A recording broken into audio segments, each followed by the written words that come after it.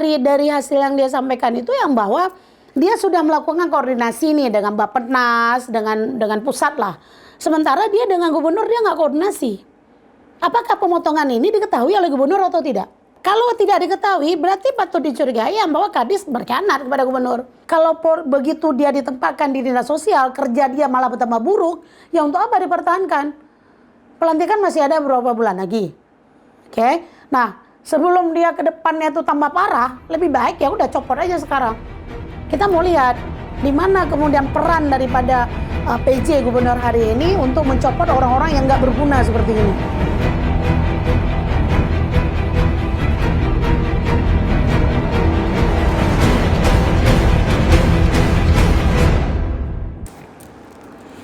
Assalamualaikum warahmatullahi wabarakatuh. Kembali lagi dengan saya Siti Aminah di channel PTM, tepatnya di episode ke-36 tahun kelima edisi Senin 23 Desember 2024. Bagi rekan yang belum subscribe, silahkan subscribe dan kita masih menunggu komentar yang positif dan membangun pastinya. Baik rekan PTM, kita masih membahas tentang isu Dinas Sosial Provinsi Aceh yang katanya ya diduga memotong anggaran untuk pemakanan anak panti asuhan dari 45.000 menjadi 10.000. Nah, kali ini kita akan angkat tema tentang warga panti asuhan menjerit. Aktivis minta PJ Gubernur Aceh copot Muslim Yakub. Bersama narasumber kita hari ini Kak Yulindawati SH. Beliau adalah aktivis perempuan Aceh. Assalamualaikum Kak Linda. Waalaikumsalam warahmatullahi wabarakatuh. Sudah langganan di PTM nih Kak Linda ya? Kayaknya iya, jadi narasumber tetap. Mengkritisi ragam isu di Provinsi Aceh, mulai dari politik, korupsi dan sebagainya. Tapi kali ini menarik karena kita sudah selesai pilkada ya, sudah selesai sakit hati. Masih ada kasus belum selesai. Masih ada kasus belum selesai. Iya, kasus money politiknya belum selesai. Oke, berarti belum dimaafkan. Belum. Oke, tapi kali ini kita tidak membahas tentang isu pilkada kali ini. Kita membahas isu yang sempat diangkat juga karena memang ini kemaslahatan umat hajat orang banyak itu tentang gimana nih Kepala Dinas Sosial Provinsi Aceh memotong anggaran makanan anak panti. Ini seperti apa sebenarnya kasusnya nih Kak Lina? Ini kan karena bicara sosial ya. Jika benar bahwa jika informasi ini benar, maka ini hal yang menurut saya sih biadab ya. Kenapa biadab? Ini kan bicara soal kebutuhan sosial masyarakat, bahwa di mana kemudian sandang pangan itu kan menjadi kebutuhan dasar yang harus dipenuhi oleh negara bagi warga yang memiliki kesenjangan sosial. Nah, jika benar yang bahwa dinas sosial dalam hal ini siapakah di dalamnya itu yang kemudian dari anggaran sebelumnya 45.000 per orang per hari, kemudian hari ini menjadi 9.000, itu nggak wajar. Mau makan apa? Kita aja yang kalau misalnya datang ke warung atau makan sesuatu 50.000 itu paling minimal. Ya, sekali makan ya tergantung dengan kebutuhan gitu. Tapi ini bicara hajat hidup orang yang memiliki kesenjangan sosial. Di mana mereka itu sudah ditempatkan, kemudian ada aturan-aturan yang kemudian mengikat itu, gitu kan? Termasuk kayak misalnya panti asuhan anak-anak yang kehilangan orang tuanya, yang yatim piatu, kemudian yang sama sekali memiliki kesenjangan sosial yang memang kayak yang nggak mau lagi orang tua, ODGJ juga gitu, kemudian orang tua jompo. Jika ini kemudian benar, kasus ini benar bahwa ada pemotongan terkait dengan itu, maka ini harus diproses, nggak bisa dibiarkan. Nah, kalau ini terus dibiarkan, maka hal-hal seperti ini nih akan terus berlanjut untuk ke depan. Dan jika kemudian tidak ada yang protes, tidak ada yang kritis terhadap ini, mereka menganggap memang apa yang mereka lakukan itu benar. Nah, makanya ini salah satu cara untuk kita memproses ini adalah mengevaluasi ini kerja-kerja Kadis yang seperti ini harus dievaluasi. Nah, klarifikasi beliau beberapa hari yang lalu saya baca di media yang bahwa kondisi seperti ini terkait dengan pengurangan anggaran makan atau jatah hidup para orang-orang di panti ini, beliau mengatakan bahwa sudah beliau sampaikan kepada pihak BPK, Bappenas, kemudian Kemensos dan Kemendagri, ya kan? Apakah ke gubernurnya enggak? Bukankah beliau di bawah pemimpinan gubernur dalam ini? Bukankah beliau seorang kepala dinas? Harusnya kondisi ini dibicarakan dengan pemerintah Aceh dulu. Kenapa harus langsung ke pusat? Hal-hal yang berhubungan dengan kebutuhan masyarakat di Aceh itu dikoordinasikan dulu dengan pemerintah Aceh. Karena kenapa? Saya yakin kalau misalnya anggaran pusat itu kurang, ya kan? Atau memang aturannya seperti ini, itu kan bisa disondingkan dengan anggaran yang ada di pemerintah Aceh. Anggaran dengan yang ada dengan anggaran Aceh sendiri. Nggak mungkin dong orang Aceh membiarkan rakyatnya atau masyarakatnya kelaparan, apalagi memang mereka berada di tempat penampungan. Konon lagi bagaimana yang masih berada di jalanan, yang menjadi gepeng, yang kemudian anak-anak yang masih ini jadi pengemis. Saya melihat kinerja Kadis ini yang baru ini, saya nggak melihat respek apapun terhadap kebutuhan sosial di masyarakat kita. Belum lagi ya konon yang masyarakat normal ya. Ini yang abnormal seperti ini saja beliau saya lihat nggak kurang memperhatikan. Apalagi terkait dengan adanya pemotongan.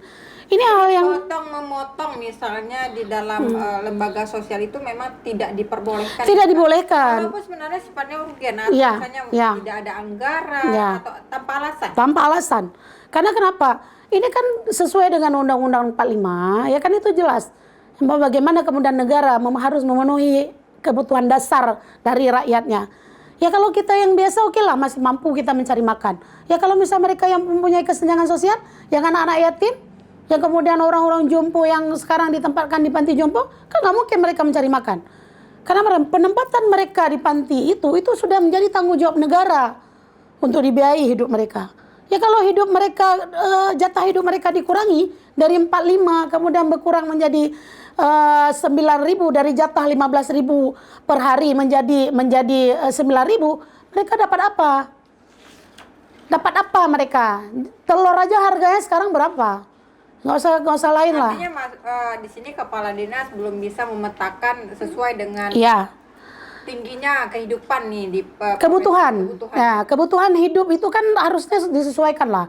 Setidaknya walaupun nggak 15.000, misal kalau emang sudah sesuai dengan aturan mana, itu kan juga nggak ditunjuk sama mereka. Apa isi dari aturan tersebut?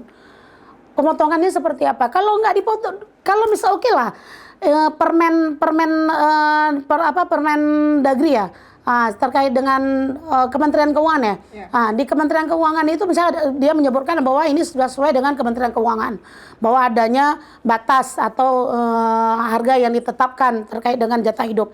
Ini kan tahun 2023, tahun-tahun sebelumnya juga nggak ada masalah. Kita nggak pernah mendengar ada masalah pemotongan biaya makan anak-anak panti ataupun orang-orang yang berada di panti. Kenapa di masa beliau 1 tahun beliau kan dilantik itu 2 Januari 2023. Iya, 2024. Nah, ini baru setahun dia menjabat, kenapa ada masalah? Justru bukan hanya persoalan pemotongan ini yang sebenarnya menjadi masalah dinas sosial. Tapi saya melihat Kadis hari ini itu kayak orang gini loh, kayak orang nggak ada job, kemudian dia berdoa agar selalu ada job. Jobnya apa? Biar ada musibah. Ya kan? Karena kan di dinas sosial ini kalau nggak ada musibah nggak ada gaungnya dia nggak akan ada gaungnya, ibaratnya nggak ada kerja. Karena apa sih kerja dinas sosial selama ini kalau nggak hanya untuk memberikan mengurus jatah hidup orang yang berkebutuhan. Tapi kan banyak juga Kak Linda, misalnya kita lihat ODGJ masih ada, dengan pengemis masih berkeliaran malah. Kemudian bagaimana misalnya orang kasus-kasus narkoba juga direhabilitas di benar, dinas sosial. Benar. Dan itu juga menurut Anda tidak tampak kinerja dinas sosial? Tidak terlihat, sama sekali tidak terlihat. Kenapa saya sampaikan? Saya adalah PSM. Saya salah satu daripada pilar sosial. Karena di pilar sosial ini kan tidak hanya PSM loh, pekerja sosial masyarakat, tapi di situ juga ada TKSK, ada pendamping, ada PKH ya, pendamping PKH, kemudian juga ada pendamping sosial, ada Tagana, di sana ada Karang Taruna di sana. Kita nggak pernah dilibatkan dalam setiap program yang ada di Dinsos loh. Untuk tahun ini ya. Kalau tahun-tahun sebelumnya mungkin ada beberapa lah gitu, dan itu untuk kebutuhan mereka. Ini kalau ada bencana, harusnya 5 pilar ini terlibat gitu. 5 pilar ini terlibat.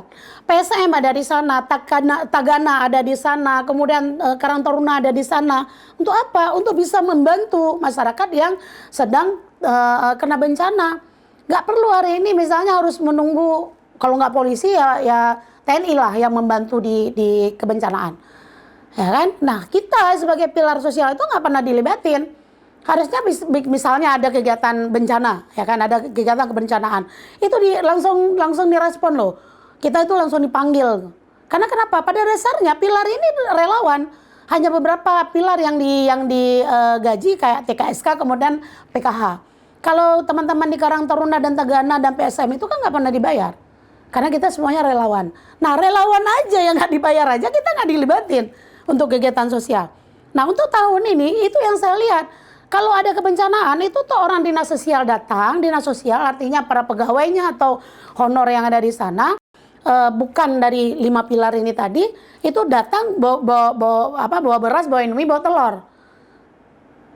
Lainnya apa? Nggak ada. Oke, tapi Kalina ini menarik ya pemirsa PTM, karena selama ini kita melihat ya dari beberapa lembaga SKPA jarang menuai kritik ya, apalagi dinas sosial. Tapi ini kita mengkritik dinas sosial karena ada isu pemotongan makanan tadi sehingga merambas kemana-mana nih kinerja dan sebagainya.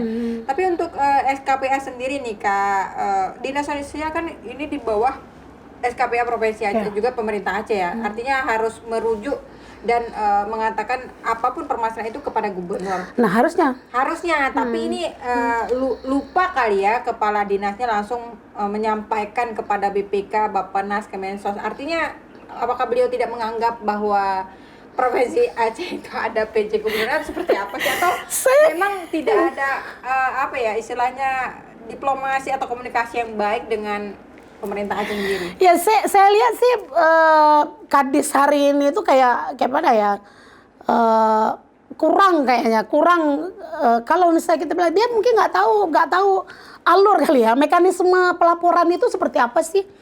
Harusnya kan dia paham loh mekanisme pelaporan. Ini persoalan Aceh. Ya kan, persoalan Aceh yang kemudian Aceh ini lagi punya masalah. Kita punya orang-orang yang memiliki kesenjangan sosial. Ya kayak tadi ada anak yatim yang nggak terurus, kemudian ada anak-anak telantar yang nggak terurus, orang tua jompo yang nggak terurus, kemudian ODGJ, gepeng, ya kan? Ini masih banyak bertebaran dan beberapa orang yang sudah ditempatkan di tempat yang memang sudah disediakan oleh negara sudah support. Dia sudah support makanan jatah hidup, mereka sudah disupport untuk orang yang berada di panti ini. Nah, kenapa harusnya Kadis ini itu lebih aware loh, maksudnya lebih perhatian lagi. Harus orang-orang yang seperti ini itu disupport lagi, bukan dipotong anggarannya, bukan disulap lagi. Saya lebih melihat ke sana gitu. Jadi kayak kalau nggak ada bencana dia nggak akan dapat untung. Ya kan? Nggak ada bencana itu seperti apa? Karena apakah memang keuntungan dinas sosial itu dari kebencanaan? Ya, ini kan kita bicara dari anti korupsi nih ya. Bahwa kalau nggak ada kebencanaan nggak ada proyek dong, nggak ada pengeluaran. Kalau ada bencana pasti ada keluaran, kebutuhan bahan makanan, kebutuhan kebencanaan dan yang lain. Nah, kalau misalnya nggak ada bencana, dia bisa dapat duit dari mana? Kalau nggak motong dari yang udah ditetapkan oleh negara ini, dari anggaran kebutuhan para orang-orang yang punya kesenjangan sosial. Hari ini di Aceh itu persoalan kesenjangan sosial itu begitu marak loh. Prostitusi itu kan kesenjangan sosial itu. Kemudian gepeng masih merajalela, anak-anak kecil. Di mana fungsi dinas sosial? Anak kecil hari ini dijadikan sebagai gepeng di luar sana. Fungsi dinas sosial di mana? Kita nggak usah lihat di beberapa daerah kabupaten yang lain. Di Banda Aceh aja masih berserak. Fungsi dinas sosial di mana? Apakah kalau misalnya untuk anak-anak gepeng ini fungsi dinas sosial itu harus ngapain ini Kak? Ya lakukanlah pembinaan terhadap mereka. Kalau memang itu ada tekanan dari orang tuanya, tindak orang tuanya. Kita aja nggak tahu, mungkin mereka sudah Ya kalau mereka sudah melakukan itu harusnya ada aturan tegas dong. Kenapa mereka masih berkeliaran? Kenapa masih berkeliaran? Kalau misal pemerintah punya membuat peraturan yang tegas, kalau kau masih di sini kau akan dikenakan ini dan segala macam. Atau memang sudah ditetapkan kalau kau masih berkeliaran ditangkap atau diapa gitu. Ada informasi di media apa yang sudah dilakukan sama dinas sosial. Benar. Ataupun di websitenya bisa dilihat seperti itu. Tapi ada upaya, artinya paling tidak ada upaya, bukan kayak misalnya datang gerbek habis itu dikasih nasihat dipulangkan, orang tuh bakal datang lagi. Tapi coba kalau ada dendanya, kalau kau masih berkeliaran lagi, kalau kau melakukan lagi dendanya ini. Semua orang kan kalau udah masuk ke bagian denda, Apalagi bicara uang, kalau kau masih ini kau denda 5 juta misalnya. Itu kan orang pasti akan dengan salah, daripada aku harus bayar 5 juta, mending aku nggak ini lagi ya. Tapi Kalina ya, dan pemirsa PTM yang ada di rumah, tapi menarik karena memang isu ini baru mencuat ya dalam beberapa minggu terakhir setelah adanya rilis di beberapa media online. Nah, kemudian ada juga ditanggapi oleh Kepala Dinas yang katanya selanjutnya Dinas Sosial Aceh sudah mengusulkan kembali besaran uang makanan itu 45.000 per orang atau per hari tersebut untuk anggaran tahun 2025, termasuk uang saku 10.000 per orang setiap hari, tetap sampai saat ini SBUPA 2025 belum ditetapkan. Nah, tapi adanya pengusulan ulang ya, artinya kan sebelumnya beliau melakukan pemotongan itu ada reasonnya nih Kak Linda. Iya, tahun ini kan dia bicara terkait dengan peraturan Menteri Keuangan tahun 2003. Tahun 2003. 2022 ke belakang itu kan nggak ada masalah.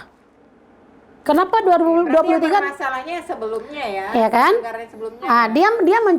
Dia mencomot peraturan Menteri Keuangan tahun 2023 terkait besaran angka yang harus diberikan. Nah, masalah ini muncul kan di tahun ini.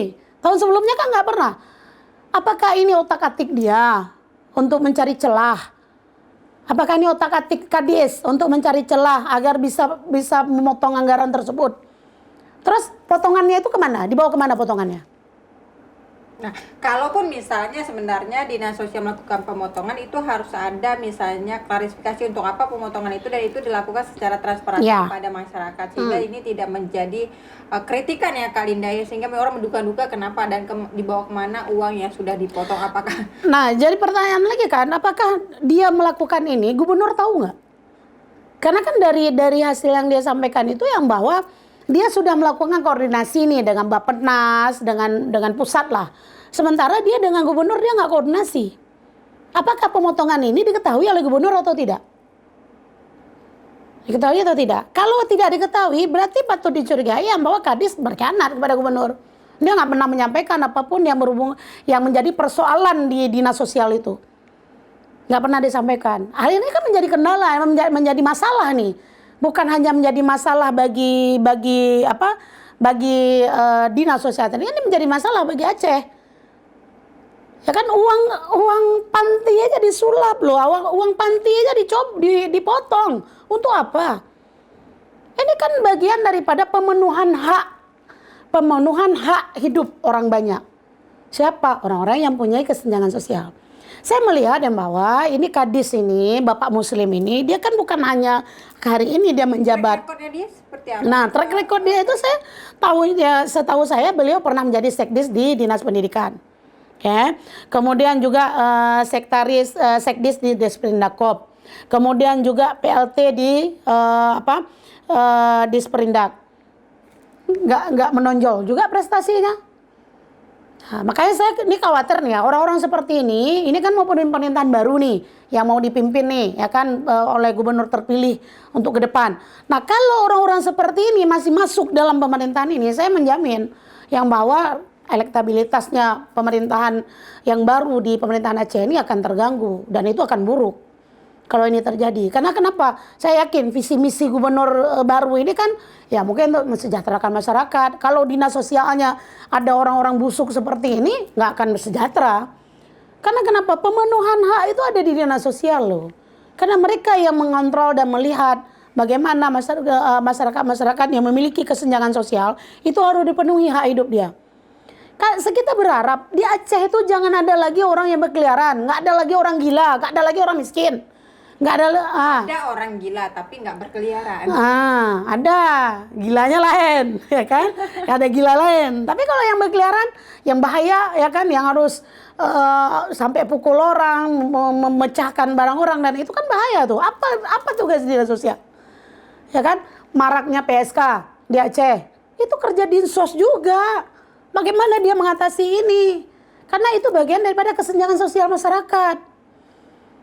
Jadi saya nggak melihat adanya perbaikan dan perubahan di tatanan kehidupan masyarakat oleh Dinsos. Oke, tapi Kak Linda aktivis minta PJ Gubernur Aceh copot nih kepala dinas. Apakah ini harus dicopot atau dievaluasi dulu gitu kinerjanya atau seperti apa? Kalau kita melihat track record dia bukan hanya sekali ini menjabat sebagai pejabat daerah. Ya kan? Sudah beberapa seperti yang saya sebutkan tadi. Kalau begitu dia ditempatkan di dinas sosial, kerja dia malah bertambah buruk, ya untuk apa dipertahankan? Pelantikan masih ada beberapa bulan lagi. Oke. Nah, sebelum dia ke depannya itu tambah parah, lebih baik ya udah copot aja sekarang. Kita mau lihat di mana kemudian peran daripada PJ Gubernur hari ini untuk mencopot orang-orang yang nggak berguna seperti ini. Saya kenapa menyatakan tidak berguna? Karena dinas sosial ini adalah posisi dinas penting loh. Posisi terpenting di antara dinas-dinas yang lain. Karena disinilah dia memperhatikan kesejahteraan masyarakat Aceh. Dinas inilah yang menjadi tonggaknya kesejahteraan masyarakat Aceh. Dia yang harus melihat bagaimana masyarakat yang keterbelakangan ekonomi, ya kan, keterbelakangan mental, anak disabilitas. Bukan malah mempersulit ya? Bukan mempersulit. Justru anggaran yang sudah ditetapkan oleh negara dia potong lagi. Harusnya lu tambah gitu loh. Harusnya Kadis itu nyari lagi duitnya. Gimana caranya kita nyari lagi duit, koordinasi dengan daerah. Ya, oke lah. Ini kan biaya hidup ini ditanggung oleh negara, artinya pusat, APBN. Nah, kalau untuk nambah lagi itu ya koordinasi dengan pemerintah daerah. Oke, baik, nanti juga pemirsa PTM ya, tentu kita PTM juga akan menyurati dinas sosial agar hadir ke PTM untuk mengklarifikasi misalnya kritikan-kritikan dari beberapa narasumber yang sudah dihadiri PTM. Kenapa sih sebenarnya masyarakat juga pengen tahu kenapa apa alasan dari dinas sosial untuk memotong uang makan ya untuk anak-anak panti. Tentu ini menjadi prihatin karena anak panti itu tentu kita melihat ada yang tidak ada orang tua dan sebagainya, dan itu harus betul-betul dipelihara oleh negara. Kak Linda, karena waktu kita sangat terbatas, silakan sampaikan kepada pemirsa PTM di rumah atau kepada langsung Pak Muslim Yakob sebagai kepala dinas atau PJ Gubernur, silakan Kak Linda. Oke, terkait dengan kebutuhan sosial masyarakat, saya berharap nih kepala dinas untuk mempertimbangkan kembali bahwa apa yang Anda lakukan ini apakah suatu kesalahan, ataupun memang aturan yang harus dijalankan. Kalau memang aturan dijalankan, kenapa tahun-tahun sebelumnya itu tidak terjadi? Kenapa justru di bawah kepemimpinan Anda peraturan ini dijalankan, atau jangan-jangan ini adalah upaya Anda untuk mengotak-atik aturan tersebut.